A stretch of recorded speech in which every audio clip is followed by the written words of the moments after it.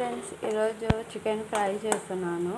First కడాయి పెట్టుకొని దాంట్లో ఒక టేబుల్ స్పూన్ ఆయిల్ వేసుకొని దాంట్లో ఆనియన్స్ వేసుకున్నాను. ఇప్పుడు వచ్చేసి చికెన్ కడిగి పెట్టేశాను నీట్గా. ఆనియన్స్ కొంచెం ఎర్రగయ్యాక అల్లం పేస్ట్ వేసుకొని కలబెట్టుకోవాలి. చూడండి, ఆనియన్స్ వేసి అల్లం పేస్ట్ వేసి కలబెట్టుకుంటున్నాం. ఇప్పుడు దీంట్లోనే టమాటాస్ వేసేస్తా.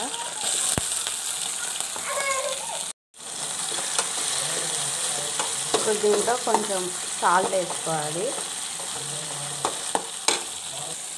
సాల్ట్ వేసి కలబెట్టుకుంటున్నాను. సాల్ట్ వేస్తే త్వరగా టమాటోస్ ఉడుకుతాయంట.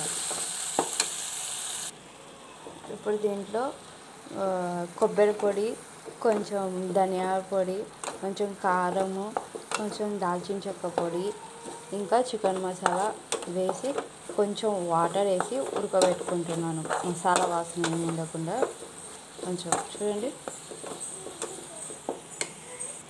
ఇప్పుడు దీంట్లో మనం కడిగి పెట్టుకున్న చికెన్ వేసుకోవాలి. చికెన్ వేసి బాగా కలబెట్టుకోవాలి.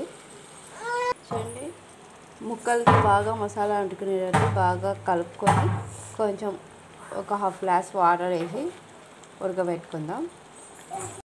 చూడండి, టేస్టీ చికెన్ ఫ్రై రెడీ అయిపోయింది.